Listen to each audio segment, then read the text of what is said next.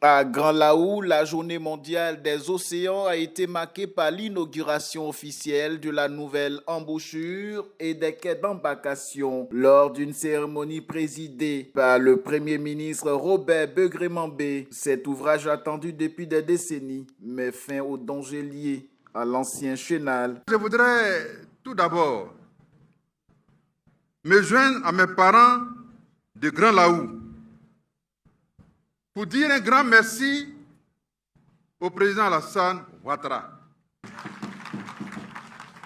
Quand vous avez bien écouté le message du représentant des cadres, quand vous avez bien écouté le maire de Grand Laou,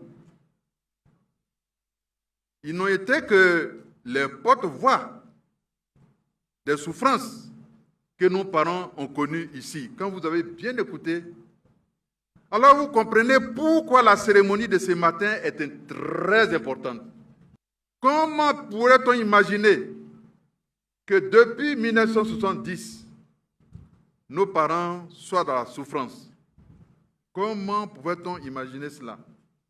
Il a fallu un homme, un président qui sait écouter la voix de ceux qui souffrent et qui apporte les solutions inattendues. Il y en a qui disaient ce n'est pas possible. Il y en a qui disaient c'est possible, mais. Et il y en a qui disaient on peut le faire. Et le président Alassane a dit on peut le faire. La preuve, il l'a fait. Le ministre de l'Environnement, Abou Bamba, a insisté sur la portée écologique des travaux. Le gouvernement du Premier ministre Robert Begré-Mambé, avec à sa tête le président de la République, ont résolu un problème de 56 ans en 2 ans seulement. Ce projet traduit une vision claire: protéger les populations, restaurer les écosystèmes et renforcer la résilience de nos territoires face au changement climatique. La nouvelle embouchure que nous inaugurons aujourd'hui constitue l'une des réalisations emblématiques de cette vision du chef de l'État. Elle représente bien plus qu'un simple ouvrage hydraulique ou de génie civil. Elle est une réponse concrète aux préoccupations des populations. Notre ambition ne s'arrête pas à Grand Laou. Elle s'étend à l'ensemble des 566 km de littoral ivoirien. À travers le programme Côte d'Ivoire Bleue, doté d'un investissement de 378 millions de dollars, soit 208 milliards de francs CFA, nous entendons bâtir une économie bleue, forte, inclusive et durable. Habitants, autorités locales et pêcheurs, tous ont salué l'arrêt des pertes humaines et matérielles imputées au tracé précédent et ont exprimé leur gratitude envers le gouvernement. Nous avons vu que notre embouchure, qui était chaque année, il y avait des pertes en vie humaine, des pertes matérielles. Aujourd'hui, on peut amortir la mer tranquillement et savoir qu'il faut pêcher normalement.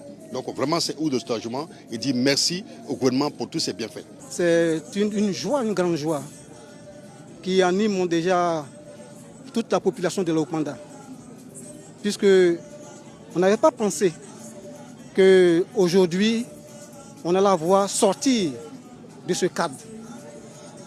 Vraiment, on dit déjà merci au président de la République qui a fait de mains et pieds pour que vraiment la Oukmanda sorte aujourd'hui de l'ordinaire. La cérémonie a réuni plusieurs membres du gouvernement, le président du Conseil économique, social, environnemental et culturel, des ambassadeurs et des représentants du projet West Africa Coast-Road Areas, lesquels ont souligné l'impact régional du chantier et la protection apportée à près de 60 000 personnes concernées par l'ouvrage.